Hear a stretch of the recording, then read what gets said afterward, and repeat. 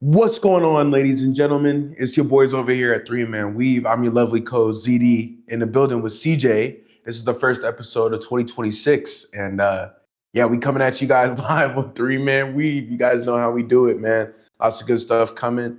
Um, Thunder been losing some, Lakers been losing a little bit, getting some W's here and there. Clippers are playing out of their minds right now. We got the All-Star game coming up next month, which is crazy. It's just around the corner, and a lot of these teams are shaping up to who they really are, bro. Like there's a big enough sample size for us to take the data, analyze it, and then make the best informed decision on what's best. But CJ, how you feeling today? How you doing, my man? Feeling good, bro. It's 21st podcast we're shooting in 2026, so starting the year off right and just feeling good, bro. I feel I'm super excited for this year. We had a meeting yesterday actually just to kind of get on the same page, kind of figure out a lot of just the scheduling and when we're going to record the podcast and do the live streams and do these things, all the logistics behind the scenes that a lot of people don't know about, but worked on that yesterday, so kind of rolled into the week on a good note and just kind of doing what we've been doing, bro. Just Yeah. chopping up about hoops, listening to all our, opinions, our takes, and it's been a good year, so I can't complain, bro. And I think we're starting the year off right, bro. And I think that's the easiest way, or it's the easiest thing we can do, because we know that we can count on Three Man Weave if we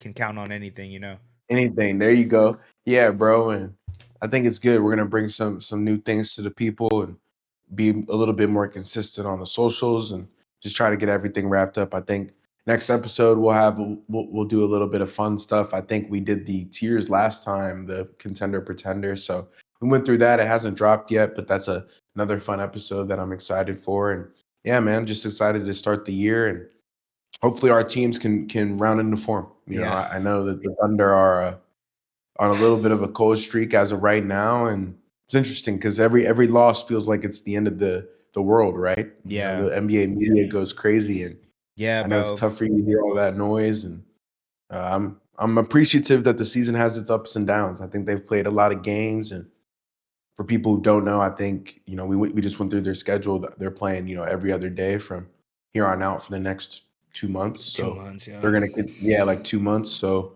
they're gonna be playing a ton of basketball, and we're gonna get to see them up close and personal. They play the Spurs soon, and there's gonna be a lot of tests on this. I think they got a road trip coming up, or they're staying at home So we were away yesterday.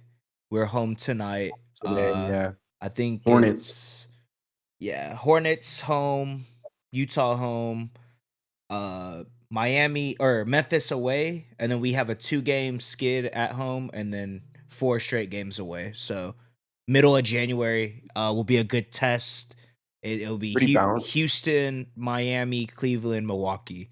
So good, Hmm. some good Eastern Conference teams, and then obviously the Houston Rockets. So I think it'll be a good There you test for go. us. And like you said, bro, I mean, obviously the Thunder analysis, I guess, kind of like what you were saying, bro. Just kind of not just talking about a specific game, but just any of the games in general for us, how it's been.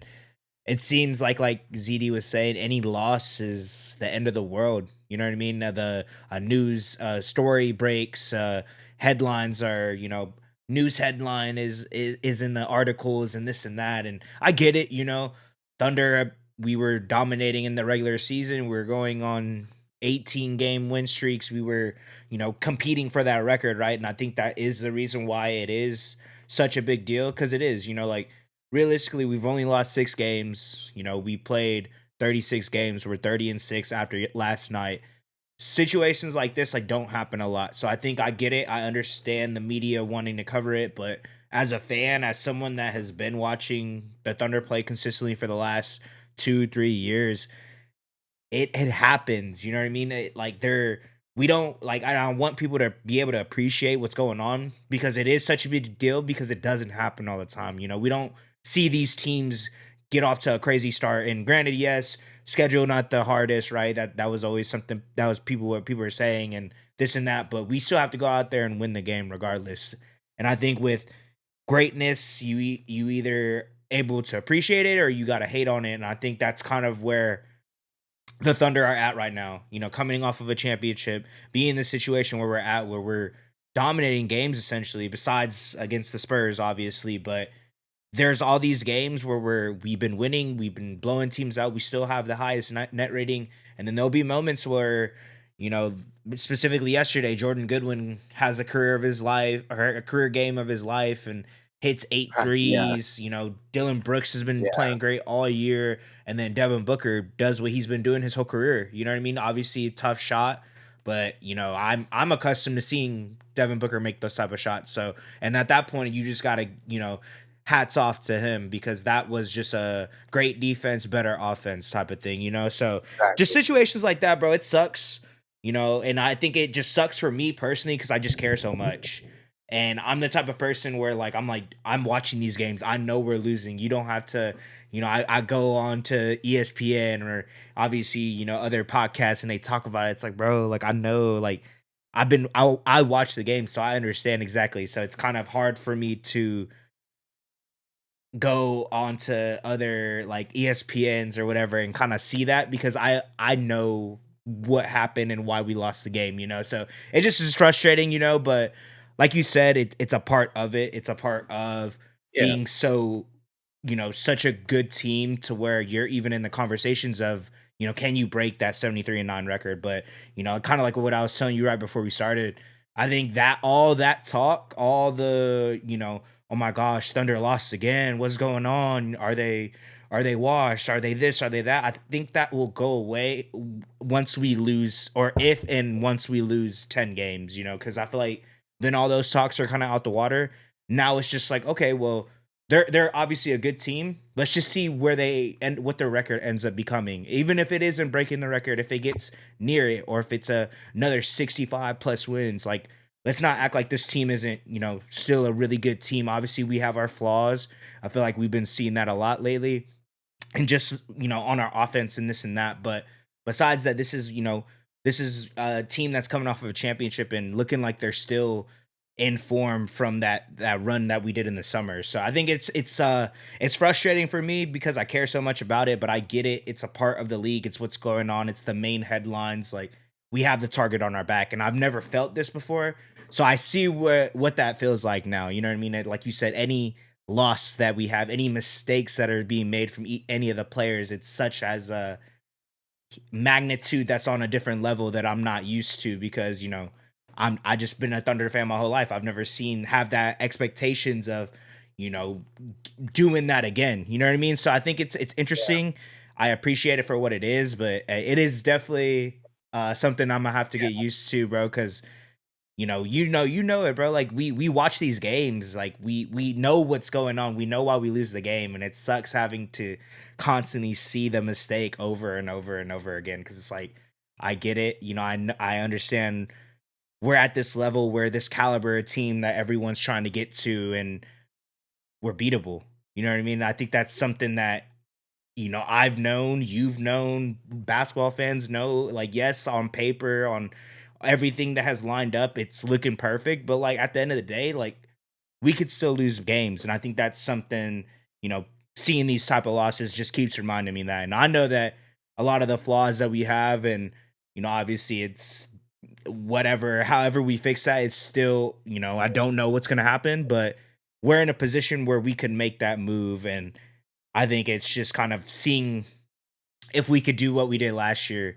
Obviously, a lot of players getting better, having, you know, the growth of like the AJ Mitchells of the world and the Lou Dort regression essentially this past year. It's been a lot, you know. So I think it's interesting. We're a good enough team, but we can lose. And I think I just, you know, not saying I that we're like, not gonna win, but no, yeah, I like the direction you're taking this because you can like go through the games and stuff. But I have a question for you.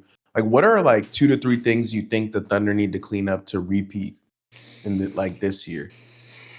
so specifically in really that since it's on top of my mind, it was something that I've been talking about, right? I've been telling you about corner threes, open corner threes. I feel like when a team is moving the ball, when they're able to get their offense going and we play and we're not able to cause havoc and turn them over, that's where they Turn can them beat over, us. yeah. So I think that's when you have a player of the Devin Booker, or even Colin Gillespie, like you have a not like a obviously Devin Booker top tier guard, but Colin Gillespie not really that elite of a guard, but can just kind of control the offense. I think that's when we struggle because we try to overplay, overextend help, try to cause havoc. But if they could just find the open man or get that one extra pass, that corner three is open literally all game. And that's how the Suns beat us, bro. Jordan, like, I brought him up earlier. Jordan Goodwin having the career game of his life. I think mistakes like that, it's what I was seeing a lot when we lost to the Mavericks, 2 years ago in the playoffs. It was kind of reminiscent of that type of thing. So I think, Yeah. like, I get it. It's a Okay. part of our defense. There were certain, like, we were able to play like that all season long. And it feels like, I mean, even up to this point, right? Obviously, it's only one game, but that's kind of where I see a hole in our scheme to really help us win games at certain moments, because it can, obviously. I mean, 30-win team, right? Already in the season, but there's moments where a team could kind of, you know, dissect your defense, and that's when it could get a little spotty. And then obviously another thing, just a three-point shooting, bro. I mean, I think it's something I've been saying all year, all for the Yeah. last 2 years, and it's something at this point, Awesome. I'm just kind of like, I'm gonna have to live with. It's like a flip of a coin how the Thunder are gonna shoot. Like their 3-point shooting in a game is gonna be. So I mean, if we can get a elite sniper that we know can perform in high stages, that's the type of player that I would look for. Like, I mean, I'm not saying MPJ, but like that type of player. You know what I mean? That can just Yeah. has has no thoughts. He's gonna shoot that ball regardless. Gonna get it and you just pull I it and think hit. that's really the only thing we're kind of missing. We have Chet that is, a defensive anchor that could kind of get his own shot. Shea, obviously, we know what he can do.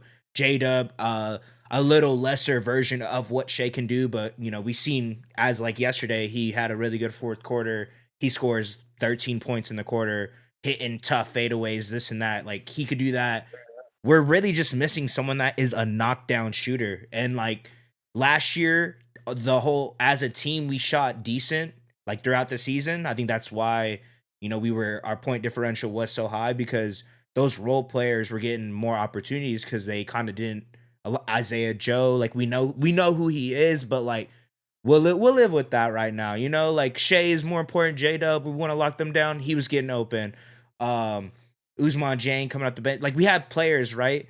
That Aaron Wiggins that kind of over exceeded the expectations that we set, or the league kind of set for them. So they're more open. And then come playoff time, we saw where that was a very streaky thing. So for me, I don't know. Like, I would say I don't want to trade. My only thing about like trading this team away is like, why trade a team away? Like, obviously it has its flaws, but we seen what they're able to do when they're clicking all Y'all are cylinders, and still that's win a championship. dominant. You know what I mean? So it's like, I get it, but like, bro, it sucks not having a consistent 3-point shooter. You know what I mean? Like, that I know Isaiah Joe has become that, but like someone with the Correct. Time. reputation of that. You know what I mean? I think that's something that like our hole in our offense that we need. And then, I mean, I would say the last thing, I think it's not like a problem. I think it's just something, the more the season goes along, it'll kind of solve itself. I think it's just J Dub getting to the back into the flow of the game. Because I think whenever he is on, and when he's able to do the things that he was doing in the finals and even throughout the whole playoffs, it just takes us to a whole nother level. And we're not having to rely on Shea as much, because there was moments in the playoff run the championship run last year, where I was completely comfortable with J Dub taking those pull up mid range jumpers. And at this point of the season right now, I'm not the most Not confident in frequent. that.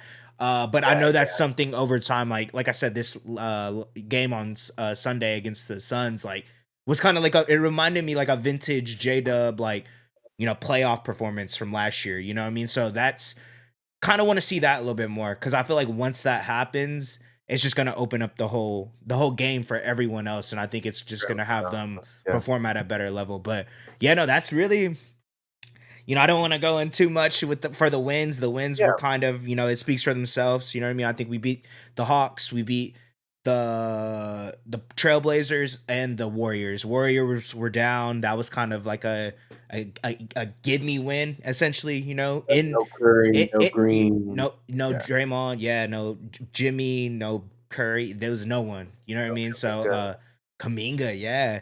And then the Portland game is just another one of those games. Bench was actually shooting decent from three, and I think whenever stuff like that happens, you see these scores where it's kind of like not even like you might check out the box score, but it's like one of those like, damn, the Thunder beat them by Damn, yeah. 20, Yeah. 25, whatever it is. It's and it sucks because I feel like you see that, you expect that to happen all the time. And at this point, it's like, yes, but I mean, there's off games. There's games where people are gonna knock down shots, or we're not able to knock down our shots. So that's how these past games have been. Obviously, the game that I'm looking forward to, it's not until 2 weeks from now, January 13th, against the Spurs. That'll be the That's test the for one me. that's That's circled. There you that's go. that's the my that's my I gotta watch that game, bro. I gotta be locked in. Big moment. It's on a Tuesday, PCT day, but we're gonna have to make An a exception for it. exception. Yep. But yeah, no, bro. It's been But it's good. good. Like you Yeah. said, we've been winning. Obviously against teams that we should be winning against, but I think just the fashion that we've been doing it, 20 plus, 15 plus for a lot of these games. And obviously tough loss yesterday, but Devin Booker, I think it just appreciating that, you know what I mean? Like obviously it's against my team, but that was a great shot, a 3-pointer that he didn't even need to shoot a three. It could have been a two. So it's just what Devin Booker's been doing, bro.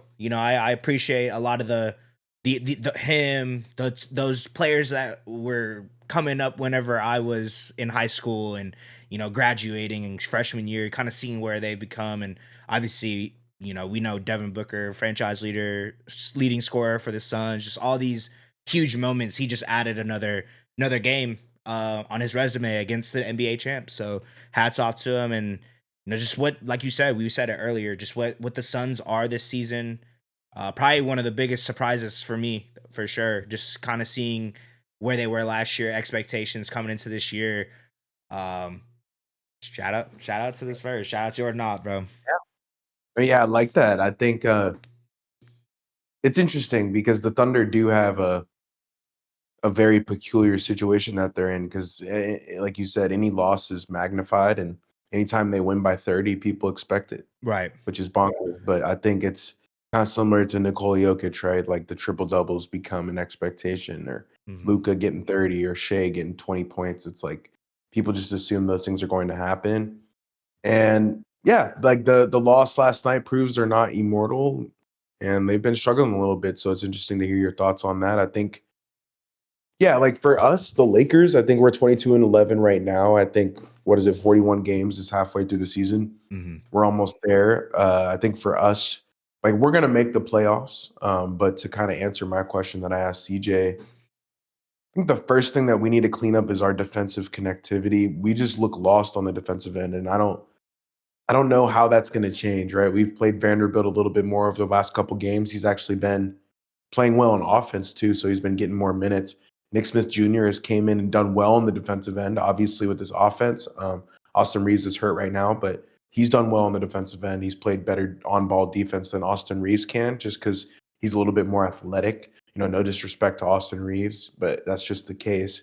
But we need to figure out lineups that can suit our defensive strong suits instead of Luca, LeBron, Austin Reeves, and then we're just all focused on offense and nobody can guard anything. I think we have the ability to be able to guard, and I want to see us do that. And we played the Pistons, I think, before New Year's. I think it was on the 30th. Mm-hmm. And they killed us, bro. They led wire to wire. We weren't able to stop a nosebleed. Marcus Sasser had 19 points. Cade was able to control the tempo of the game. Luka had a pretty good game. I think he got to 30, but when you don't have Austin Reeves and it was LeBron's birthday. I think he hit like three threes, playing in his like 1200th game. I think he's one of one of six NBA players in history that are 41 older to play a game, which is crazy to even play. And LeBron is obviously still one of the best players in the world. So just to see his longevity is still crazy. But yeah, Mm-hmm. we lost that game in um, a fashion where I had to turn off the TV because we're giving up open paint touches, we're giving up open threes, we're letting guys like Marcus Sasser give us 20 points. When in reality, I don't think he's done that all year. No offense to him, but we can't be a team that really can compete in the playoffs until we guard. I think that's what makes the Thunder so special, right? Is the fact that they're able to play defense no matter how they're playing on offense. Right. And I wish and the Lakers would take some of that from them. But yeah, we need to be better defensively. And I think also we need to have a better shot selection on offense. I mean, you would think that the Lakers being top 10 in offensive rating, I think Luka is shooting like a career low from three this year, actually. He's shooting like, I think like 30% or something like that. So he's actually not shooting well, but a lot of guys are shooting well from three. I just feel like the shot selection at times feels rushed and forced, and we don't know what we're doing on offense. There was actually, I don't know if you heard it, but JJ Redick said something after, I think, the Pistons game. Mm-hmm. We couldn't run like 8 simple DHOs, which are, down screen handoffs, again, simple plays on offense. And he was like, what are we doing? Mm-hmm. Like, we don't even look like we know how to, those are plays that are done in middle school. Yeah, And we simple. got guys that are forgetting the play, and it's like that's simple offense. So it's like, I think that gets us into trouble too. Like I've said this multiple times on other podcasts, but the Luca TV show is only good for so long. Mm-hmm. And I feel like at times he also dribbles the clock out, and that's something that Luca's always done because of the pace of play he plays at. But um, he'll dribble until there's 14, 13, 12 seconds left on the clock. Mm-hmm. And that doesn't give us a ton of time to get into our action and to give guys to our spots. I will say we've done a really good job in the pick and roll. I think our alley-oop like success ratio is one of the highest in the league. That I think that's something the Thunder do well too. But Mm-hmm. I know Luka Doncic and Jackson Hayes find a really well connection, and I think there is like times where I'm like, man, we look really good on offense, but there's other times where we really look stuck in mud. So I think we need to fix that to be able to clear it up in the playoffs. And it was something that I saw in the Pistons game where, again, the bad body language. There's some things that are not basketball related that we need to fix, like our effort. And unfortunately, CJ, like I want to come on here and be like, oh, I think we're third in the West and be like, oh, we're a real contender, but I just don't see how we're serious up until this point in the season. I think we're 16th in the NBA in net rating right now overall for the year, and we've kind of gotten away with a easier schedule. Um, but I feel like we are turning the corner as a team because JJ's like publicly called out these guys. So hopefully we're able to clear it up. I know we played the Grizzlies twice in a row. I think they were both at home as well, so it was pretty cool. But I think the first game, Luca had like half of his 34 points at the free throw line. He was able to get to his spots. I did want to say this though. When we're able to turn teams over, I think we look really good in transition. We don't play fast. I think we have one of the slowest places in the league. But when we are able to get turnovers and we play fast, usually leads to an alley oop or somebody gets a dunk or a layup. And so I also want to see us speed up a little bit more on offense. I think that kind of correlates with the shot selection. The reason the shot selection is poor is because Luka is dribbling that with to 12 seconds left on the shot clock, and usually he's going to force up a step back three. Mm-hmm. But in this game specifically, LeBron James was getting to cooking 30 spot. This dude just continues to, I don't know, just push the boundaries of what we think is possible.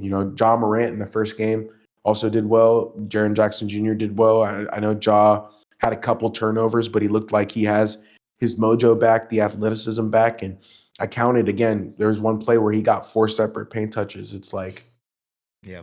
as a team, going back to what I said a couple of minutes ago, like we we really struggled to stop opposing team superstars too, which is something we got to shut down because in the NBA this is a superstar league. But yeah, like we can't let John Moran just run freely around the paint. Mm-hmm. Jake LaRavia, 21 points.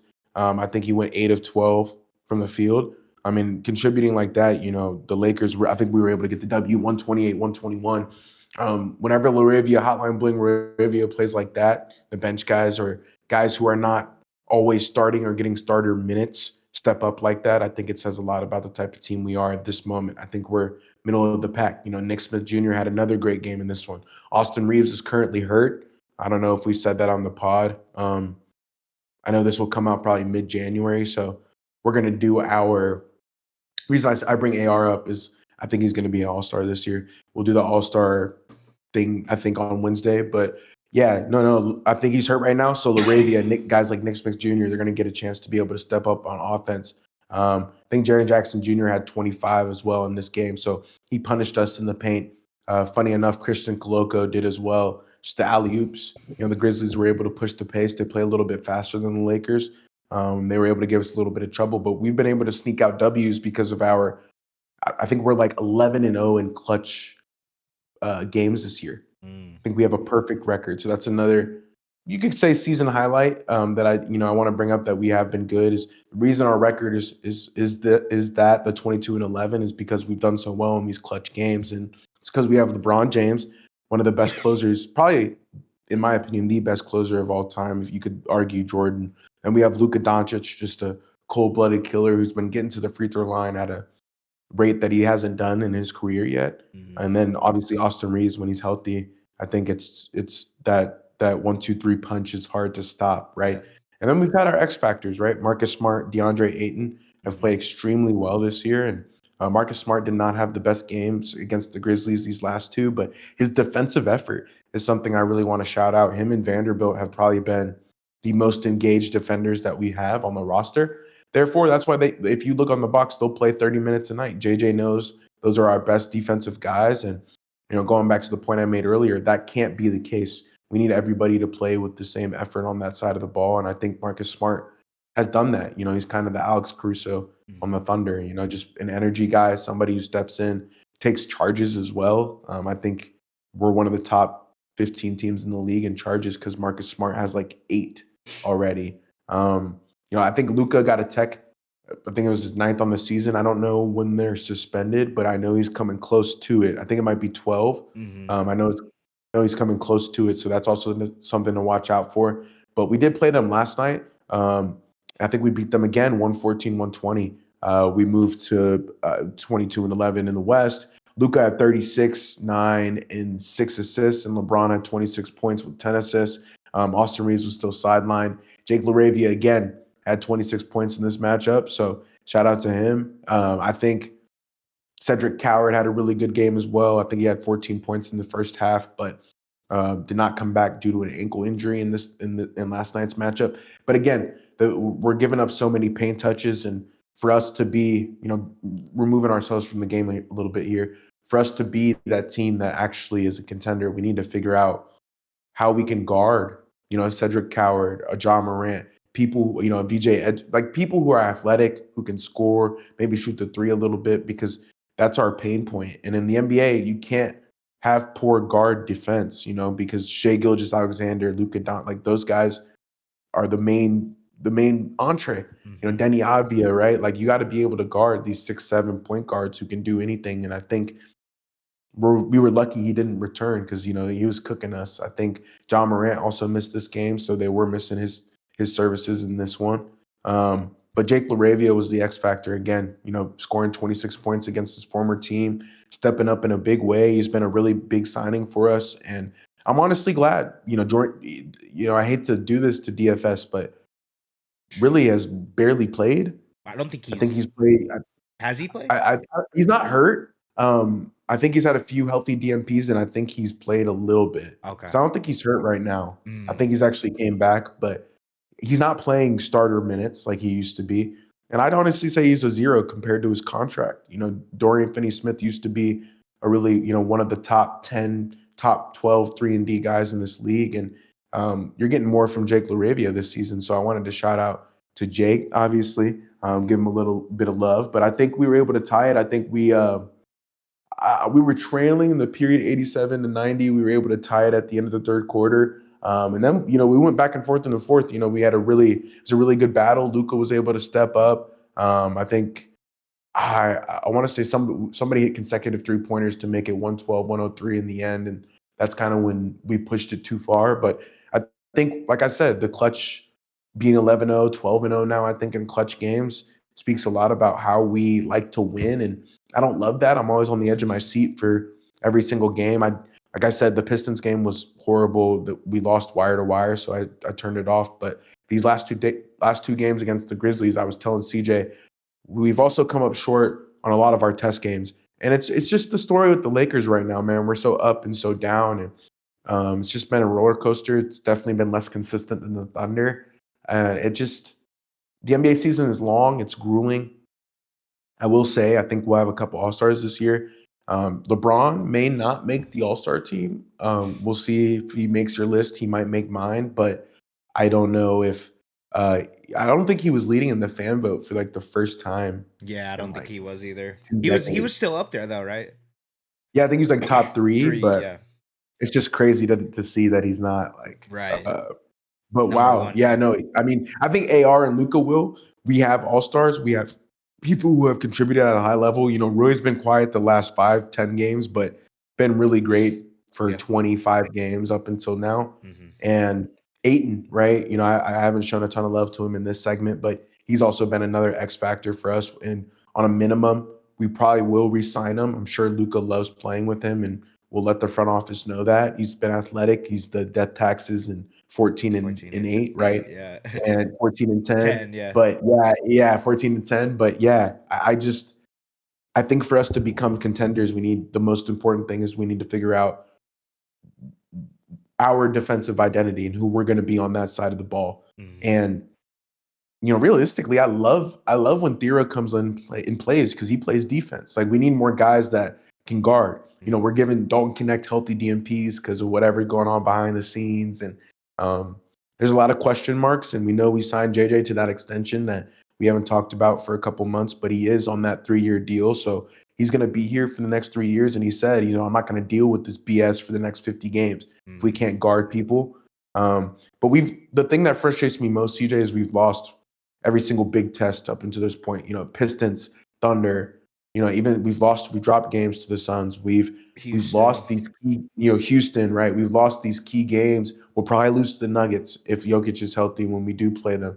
We've Hmm. lost these key games that I wish we could show our true potential and show what we're capable of. But the defensive mishaps and the lackluster effort is not going to get it done, especially in this point of the season. And like we were just saying 10, 15 minutes ago, the sample size is clear. Hmm. You are who you say you are. The record kind of clearly shows um, what your team outlook is going to be. And it's crazy because, you brought up the trades. I don't think the Lakers or the Thunder will make a trade. We'll briefly talk about somebody who will get traded soon, but I just think it's hard to move chess pieces around the board if you don't feel like you have a clear picture on who you are yet. And honestly, I don't know if our teams do. I Hmm. think the Thunder losing to the Spurs over the last few games has made them question if what they do is really going to sustain for the long haul. And the Lakers have been up and down all year. Hmm. It's been like this since early November, and I think I'm starting to get to the point where we know who we are. I can come on here, we could talk about it 15, 20 minutes, but ultimately these wins are really important for us. Like I think we beat the Grizzlies yesterday, 120-114, and then 2 days ago, getting those two wins are really important for us because we play so poorly on defense because we don't have those other parts to our game, other faces to our game, the transition offense. Like we don't play with super fast pace. Like we have these other parts to our game that really take away from what we do best, which is score the ball. So I think if we can turn more teams over, have more defensive effort, I think things will take care of itself. And hopefully Lucas can start hitting some threes. I know the Thunder are not great from deep. The Lakers are a little bit better for sure, which is good to hear, but we're still not, our best guy is still not shooting well from deep. And Hmm. um, I think at this point in the season, I'm happy with where we are, but I do wish we were playing a little bit better. I think the record is a little bit fraudulent, but as a true Lakers fan, I'm glad that we're the third seed. We'll play the six, and as of right now, we're comfortably in the playoffs. So I'm excited for this season, man, and the rest of it, especially post All-Star break, because it'll come, like that. It's right around the corner. It was just Christmas.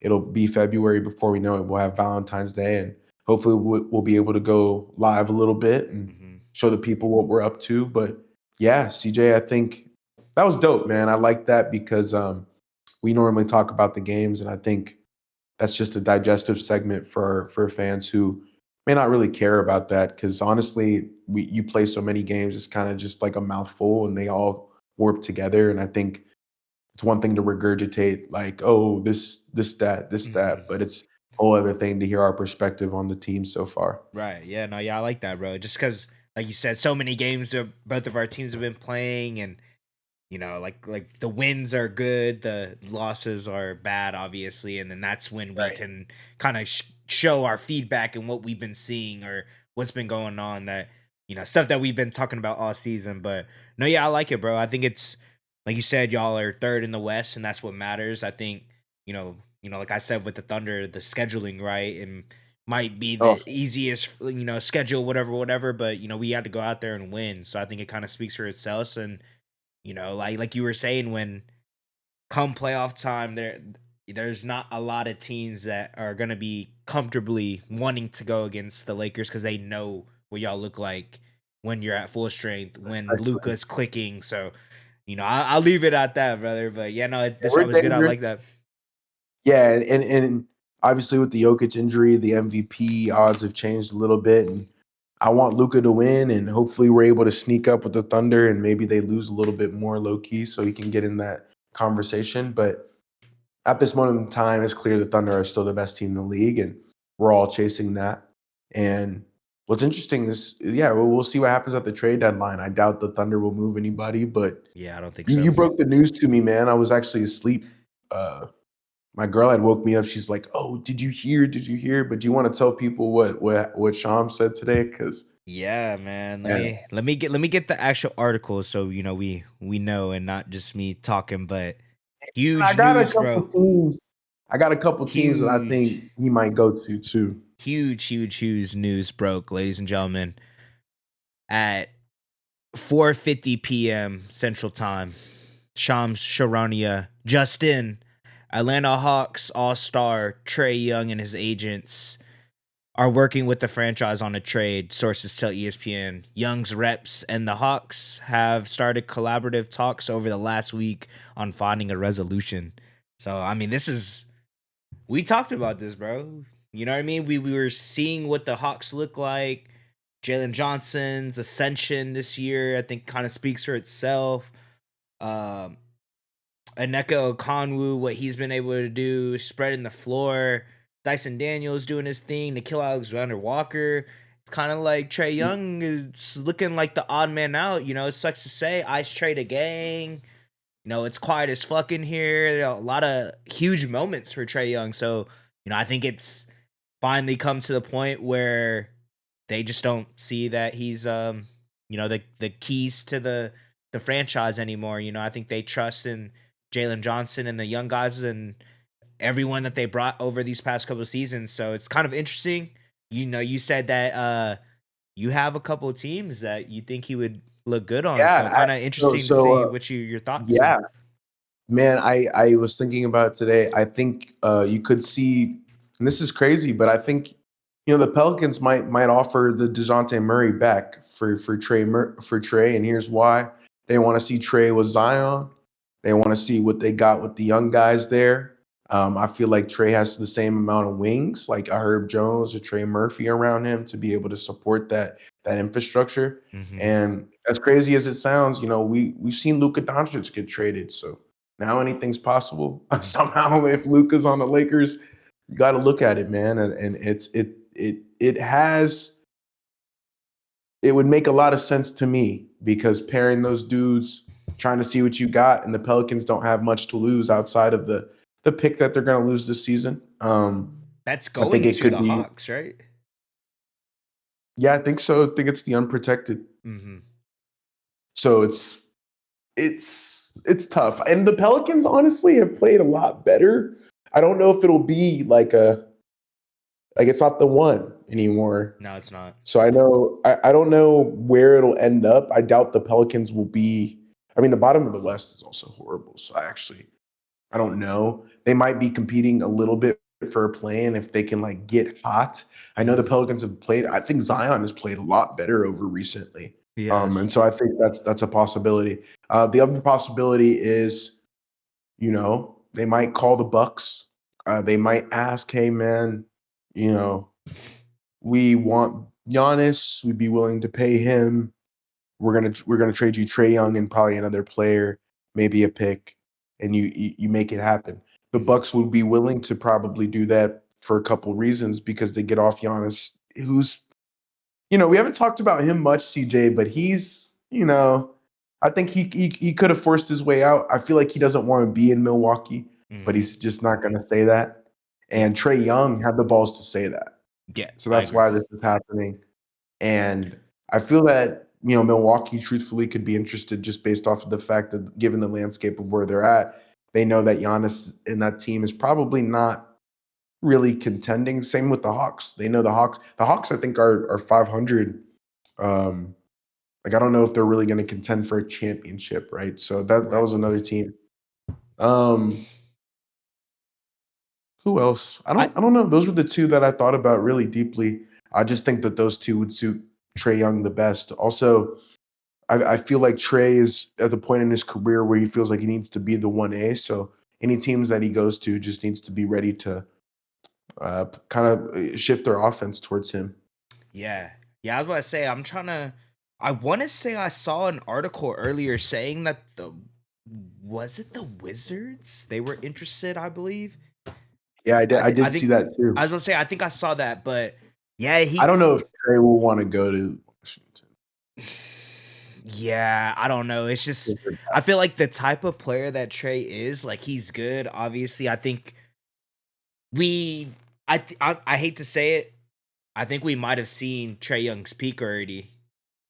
Like what he was able to do in 2021 taking I'm not gonna say that. the Hawks to Eastern Conference Finals.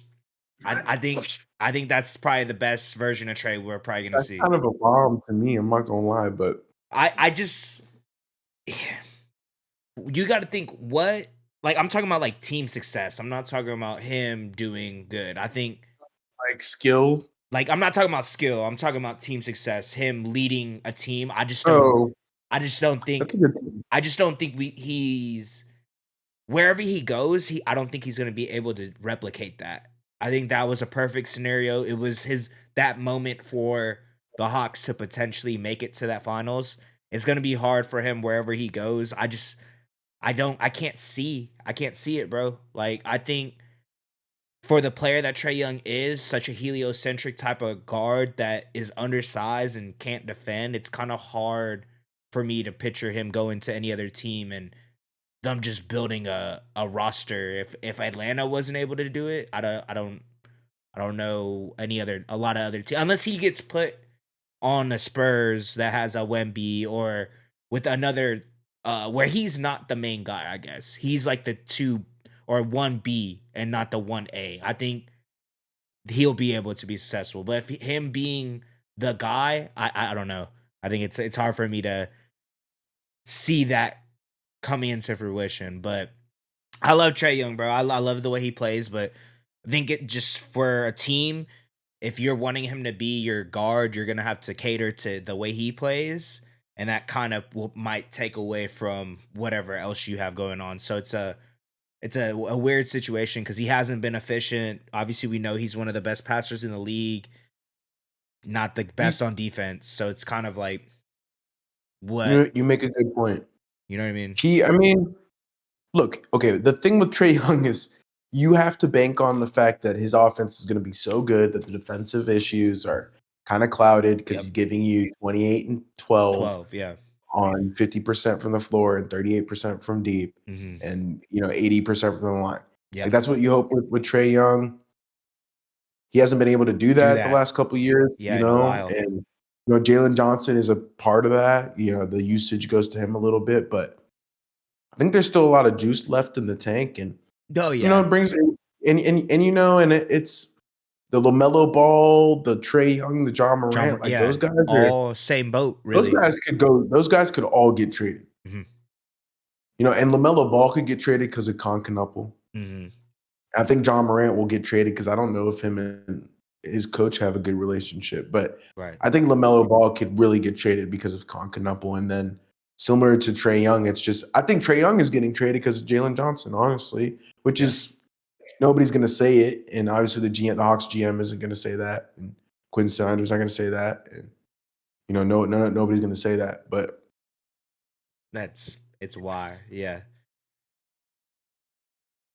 well, yeah, I think it is. I mean, Jalen Johnson's getting 25 and 5, Mhm.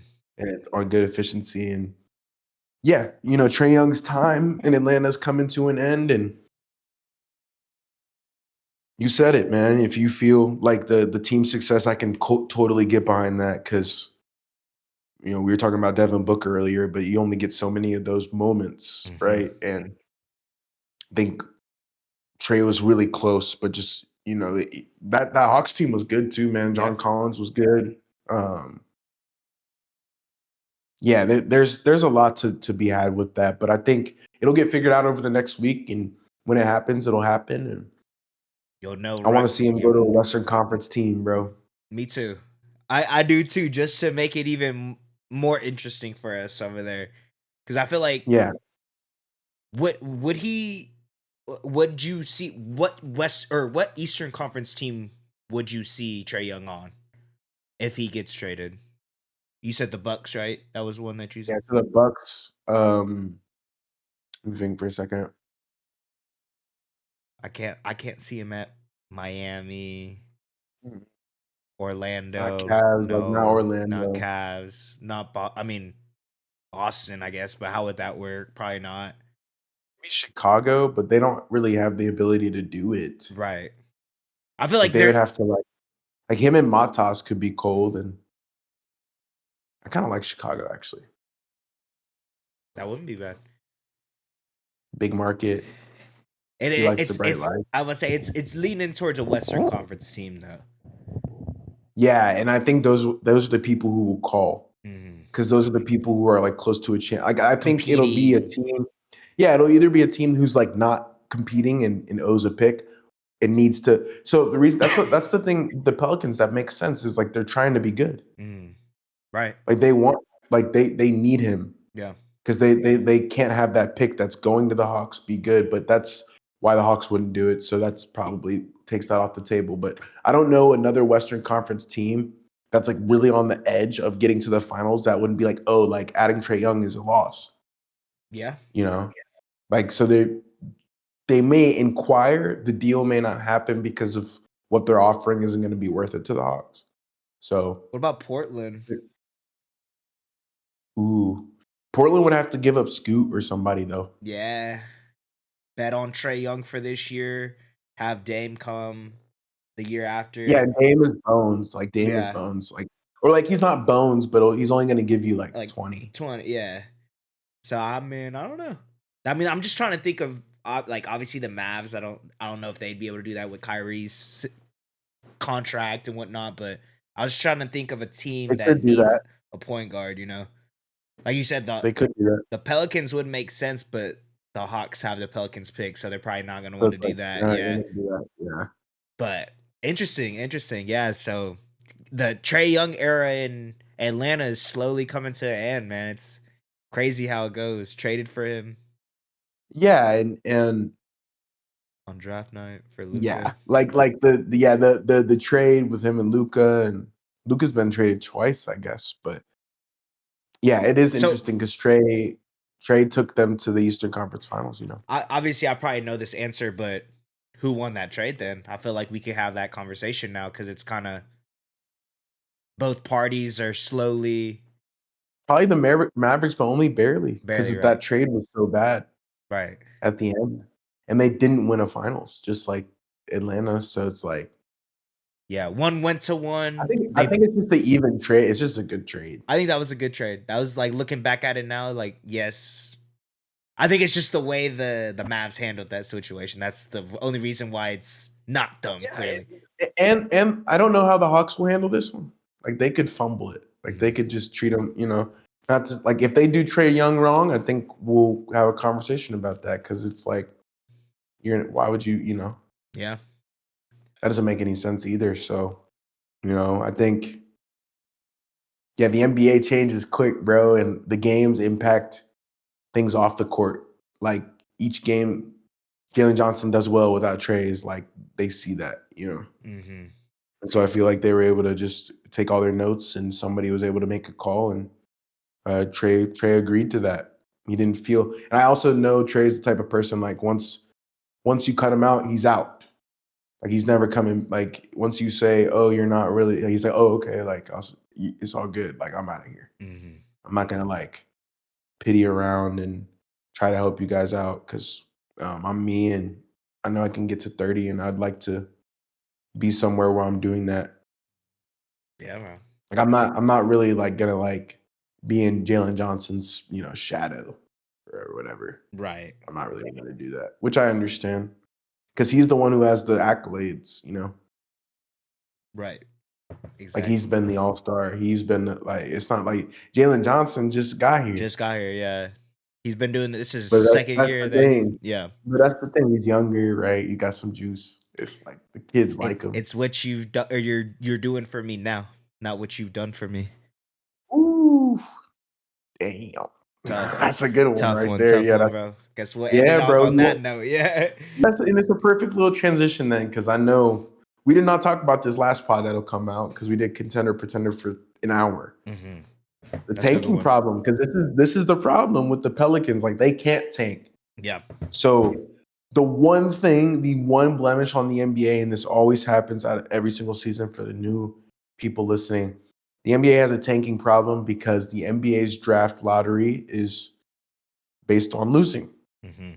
So teams are incentivized to lose because it gives them an opportunity to get a better draft pick. And there's been a lot of different discussions, and I know Shams reported on this, I think the week of New Year's, but I think Adam Silver was having discussions with a couple other, I think the Players Association and a couple GMs on how to curb that and how to stop that. And some of them were like not letting a team pick top three 2 years in a row. Mm. Um, I think that some of it was like switching like the schedule. I think, well, what was it? I forget. Do you remember what else they said? Because I forget the other thing. I think I put it in there, but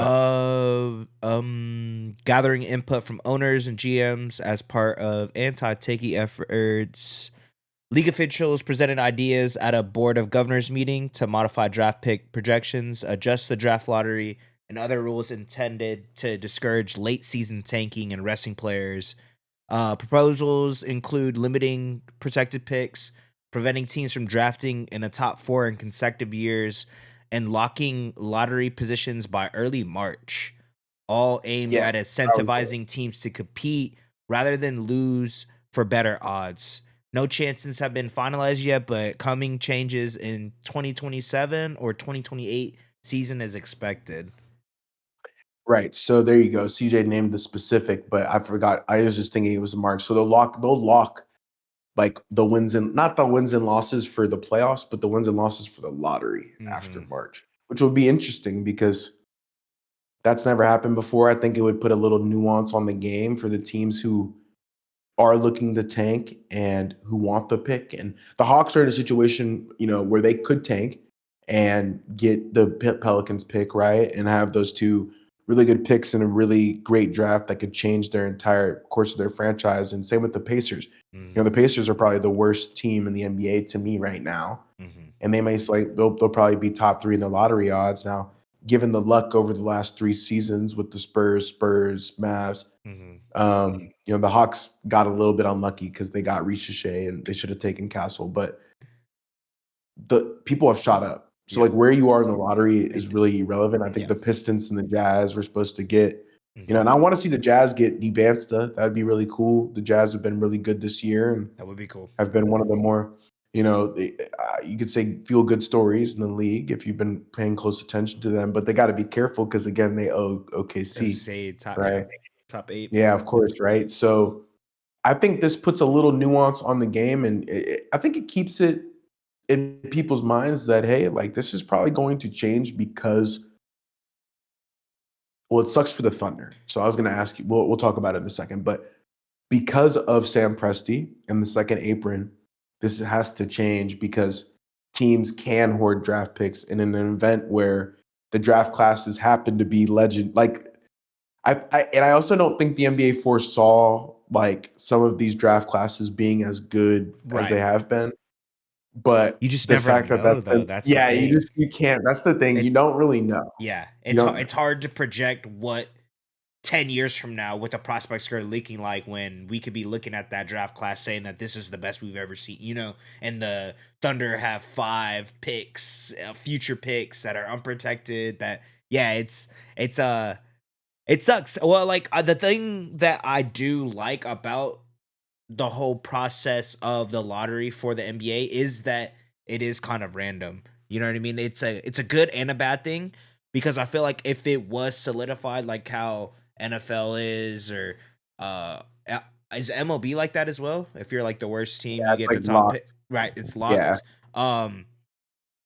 It I which is feel like fine. it kind of in like we people are already going to tank, right? And if you can get a solidified pick right off the just your uh record alone, then that's going to even be more of a thing. So like you said, it matters, but it doesn't at the same time because if history kind of shows you like repeats itself, the Mavericks last year were barely missed the playoffs and they end up getting their number one pick. So it's like a like I get it. It sucks seeing players sit out and all these tanking, right? But I think it kind of show what the Spurs have been able to do these past couple seasons. I think it kind of shows you that that's if you're not a huge market, if you're not, you know, a place where people are wanting to go to in your free agency, that's how you build a team. And I think that's also what the Thunder have done as well. In a different way, we just kind of hoarded our draft picks and we were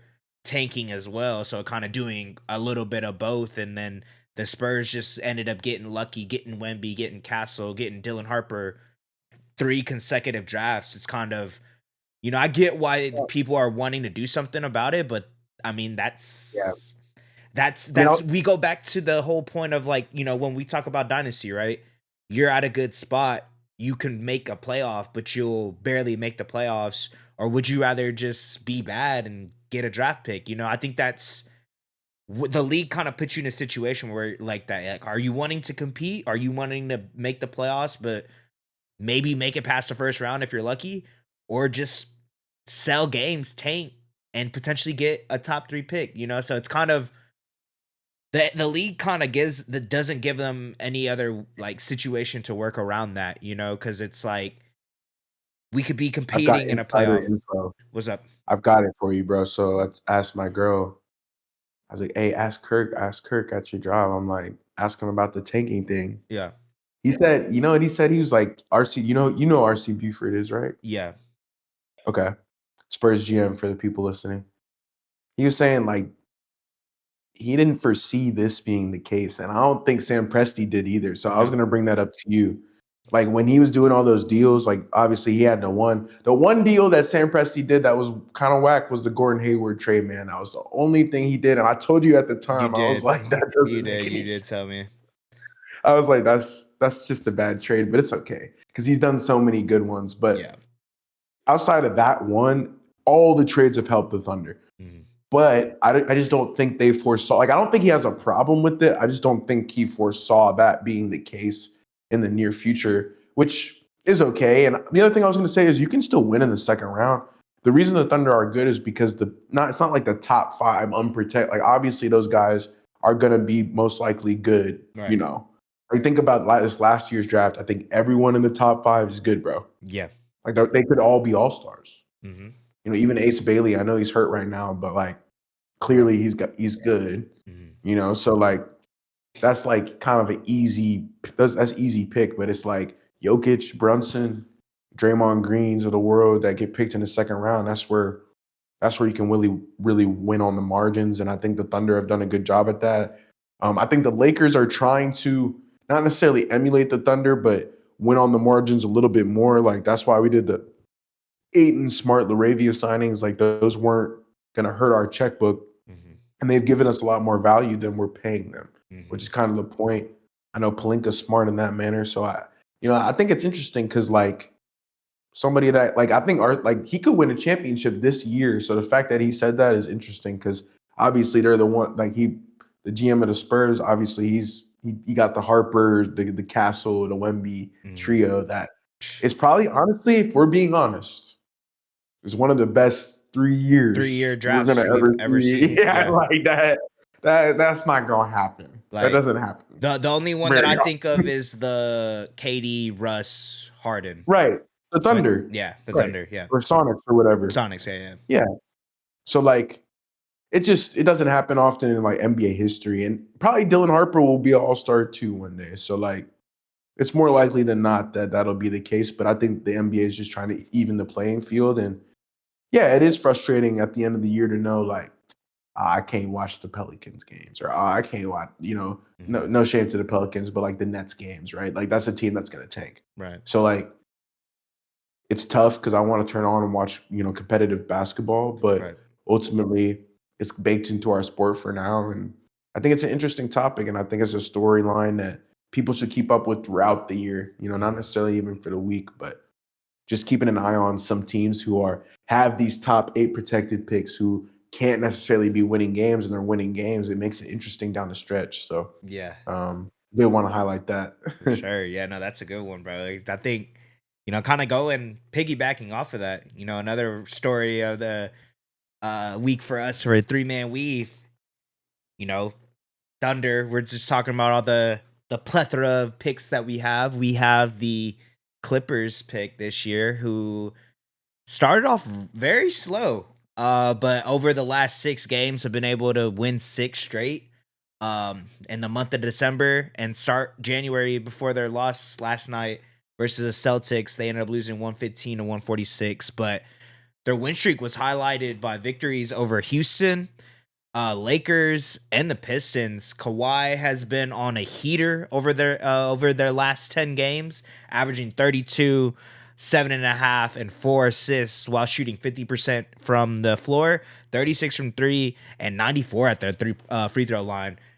This streak followed a rough stretch in which the Clippers were well under 500. Um, Recently, the Clippers have played much better as they rank sixth in the NBA in net rating over their last 10 games. This is important because, like I said earlier, the unprotected first round pick that they have is the Thunder's. So it's the Clippers trying to save the NBA and not have the Thunder get a top 3 pick for this upcoming draft. But they now sit 12th in the West and are only 2 to 3 games behind a play-in spot. Will they be able to stay? Will they be able to save the season post All-Star break, ZD? Yeah, that's a great question. And to be honest with you, yes. That's the thing. I mean, I think you know that a Yeah. little bit in the back of your head too. Yeah, Like me they'll too. probably get to the play-in. I don't know if they'll make the playoffs. I think the thing about the Clippers that's so funny. They're gonna struggle to get to the play-in. They'll probably make the play-in and then lose the games Right. in the And then play-in. not make the playoffs and Yeah, and then potentially not make the still playoffs. have a chance for the Thunder Yeah, to. like they're gonna go 40 and 42 or whatever, and like beat the 10 seed, and everybody's kind of hyped because they might go. Steve Ballmer might get the extra because you got to think about it. Those playoff games are just extra Money. money. So Yeah. yeah, it's like, oh, we weren't budgeting for this. Like this is how they talk about this. But I No, think if you're definitely. being serious though, yes, James Yeah, me Harden's been too. playing out of his mind. Brooke Lopez, man. Mhm. I didn't put him. We didn't talk about him there, but clearly, 9 triples, hitting Yeah. threes. I think he's shooting over 45% from deep over the last 5 games, which is top 5 in the league. Hmm. Yeah, man. Like they look good. I think Tyronn Lue's always been a great coach as well, and Always. uh, One of the most yeah, I underrated think they coaches in the league, in my opinion. no doubt, no doubt, bro. And I think teams have rolled over against the Clippers and kind of laughed at them and Hmm. poked fun and made jokes, and I think Kawhi is just getting tired of it. And yeah, I do think I don't know if they'll be necessarily. I think the bottom of the West is so bad, bro. So I don't even know if they need to be 500 to be the 10 seed. Mhm. So that's why I say they could go 40-42, which is like not a good year, but good for where they started and make the plan and then not forfeit a top 5 pick. Yeah. Hopefully, Hope unless it falls that way in the lottery. yeah. Yeah, no, Because it's, again, like they could have the 14th worst lottery odds and then get the one, and then yeah. the Thunder have the one, and then they get Debansta or something. That Like would be that would be the most that would ironic be thing. well. Then I know the NBA would change it, but that would raise a question. Why do you change it? Yeah. Because you guys wouldn't change it 10 years ago. Yeah. And it's like Is it because they won the games. It's not like they had a boosted chance. The right, they odds won the were games? Like you get complete. like the Thunder would get AJ DeBansta, and I don't really know how. I wonder how you guys would like. I think Dagnall would figure it out, but the point is like, why is that unfair? Yeah. If like, seriously, like why? So if Yeah. you had the 14th best lottery odds and you moved to one, like the Spurs had 7 or 8 when Yeah. they got Hassel, and I think they had maybe even a little lower or a little higher for Wemby, Right. and they moved up like 4 or 5 spots. Mavericks moved up hella spots. So if that was the case, and then Silver want to step in and be like, all right, we're changing the rules. Like Yeah. you can't have back to back, but it's like, why? Yeah. Like that Why? would be weird, bro. It'd be sus because it's like, why change it now? I mean, I get it, but you can't. Yeah, I don't get it. I think you just have to ride it. I think this generation, you got to ride it out. I think you should like change it in 10 years. I don't think they should change it as soon as they might change those rules. But the reason is the Clippers, if that were the case, bro, what a year. Because we were talking, Oh, pretty poorly of them pretty the bad. last 2 months. And if you're a Clippers fan listening to this, like I know it gets tiring hearing, oh, well, the Thunder have our pick and the blah, blah, blah, like to be on the other side. Like to get back to CJ's question, I know you guys are probably proud of the way your team has played. Went on a 6-game winning streak, got pissed on by the Celtics last game, but that was before, that they were hooping. They were Yep. hooping. They just did not have a good game last night. JB 50 ball. I mean, Yeah. cooking Kawhi, I locking him was. down. What could you say It about was that? hey, bro, it was a test that they didn't pass, and that's the thing. Kind of similar to the Lakers, it's hard for me to say the Clippers are going to the finals, right? Right. Uh, and the Beal injury kind of killed the momentum, but yeah, I think they have enough firepower with James Harden and Kawhi Leonard. And the caveat, of course, because the reason they've been able to win is because they've stayed healthy.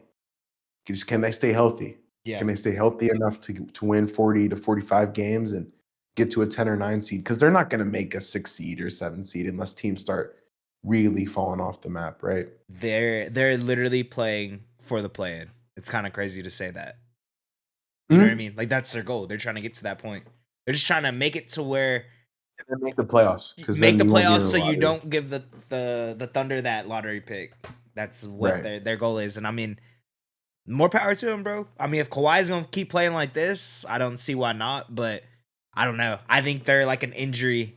They're gonna get an injury. I don't know if it's Kawhi or Yeah, James I agree Harden. with you. I mean, But I do Zubac is think injured right now though. So to be fair, yeah, so yeah, and they've been okay, but I just think they can still win 40 games yeah, no, because yeah, other teams will be hurt, right, and they'll play the Jazz a few more times. They'll play a couple, yeah. They're playing crummy against teams that teams they that should beat. they should be beating. Yeah, but no, yeah, So they it's like, incredible. They've been yeah, that's a key storyline for this week because the Clippers haven't played this way. We've talked about the Nets, 2 weeks ago. Like some of these teams are coming out of the dark. Pelicans as well have played much better, and it's cool to see. mhm. It makes the NBA competitive on a nightly basis, and yeah, like I liked how this has flown so far because we've talked about like the episode has flowed. We've talked about the Lakers and the Thunder and kind of the Clippers are in flow state. You could say like this is the best part of their season. Mhm. So good for you guys if you're a Clippers fan. I'm obviously not, but shout out to you guys, man. Keep doing your thing. Hopefully you guys can rock out. And then there you go, man. You got anything else for the people though, my guy? Nah, bro, just stressing out about this Thunder game, looking at this score line, but Trying to besides watch that, it. nah, Yeah. bro, just keep watching hoops. We're into the thick of the season right now. We're almost getting to All-Star break. Hopefully we could, Predictions next stream episode. some of that for y'all soon, and just stay tuned, man. 2026 is gonna be a good year. I'm excited to show y'all our consistency, what we've been doing, and kind of just evolving the platform and being more active on social media is trying to get y'all's more eyes on the podcast. So excited to see what this will end up looking like for us by the end of the year, and just ready, man. Ready for the NBA season to, get to the playoffs and where the games actually matter, bro. That's what I'm looking forward to. But is there Yes, anything else sir. you want to let the people know before we head out, bro? Nah, man. Go Lake Show. Just yeah, 3-man weave, baby. Yes, Here we sir. are, live in the flesh. We'll be coming with you guys. I think we got, like I said, the All Star. We'll do the All Star teams next episode, so we'll have a fun one. But yeah, this one was good. Went through the analysis and went through those games. So hopefully you guys enjoyed. Yes, sir. Well, if y'all liked and enjoyed this episode, 3-Man Weave, don't forget to leave a like, comment, subscribe, and we'll see y'all next time, man. Peace. Peace. Three Three man, three man, man, three three man, man, three three man, man. Come on, man. It's 3-Man Weave. 3-man.